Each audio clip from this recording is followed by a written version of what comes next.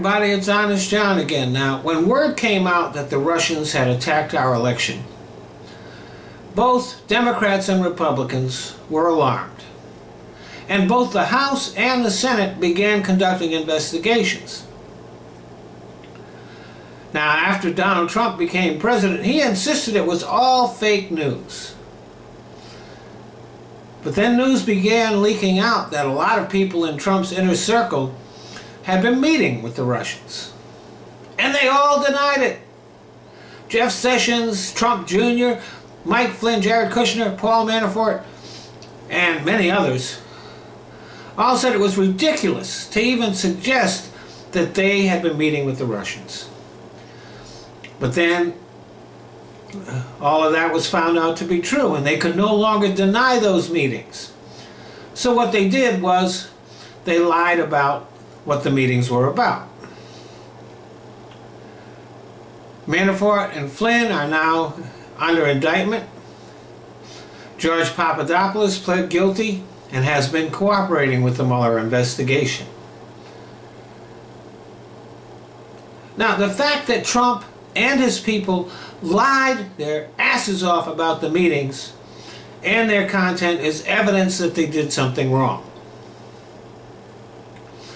And when Donald Trump secured the Republican nomination, he was briefed by the FBI, and they warned him that Russian intelligence would try to infiltrate his campaign and to compromise him and his associates. And they told him that if that happened, he should call the FBI. But it was already happening. Trump's people were already meeting with the Russians at that time, but Trump didn't mention that. Nobody from the Trump campaign said anything about meeting with the Russians. Instead, they had more meetings and communications. And they kept all those secret and lied about them. And nobody from the Trump campaign called the FBI to let them know what was going on. These facts alone are clear indications that the Trump campaign colluded with the Russians.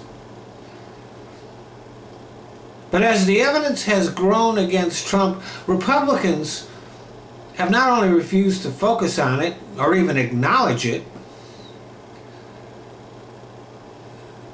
they are banding together to protect Trump. They're sabotaging their own investigation and trying to discredit the Mueller investigation.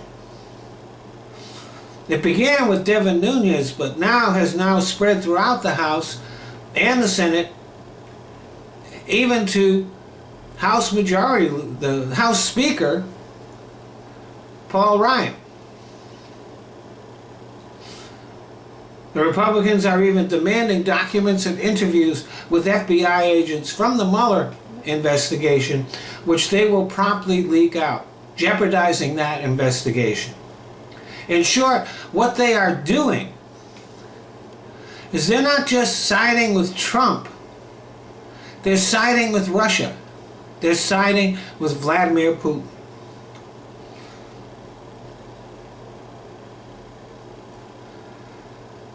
Now, it's true that somewhere between 26% and 36% of Americans firmly support Trump and will never change their mind no matter what facts come out.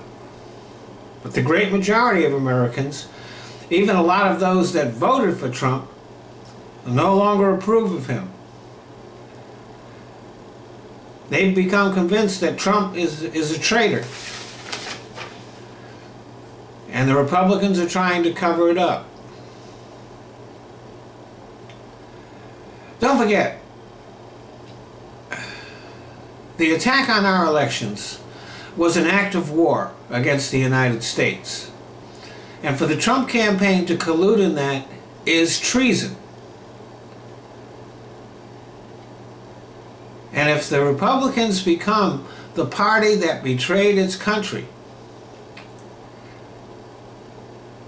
that will do irreparable damage to the Republican Party. And I think that it is important for our democracy to have two viable parties. The destruction of the Republican Party would favor the party that I support. But it would not be good for the country. It would not be good for democracy. But if the Republicans continue on the path that they're on, if they try to cover up Trump's treason, that will be the inevitable result, because they will be traitors too. Thanks for listening.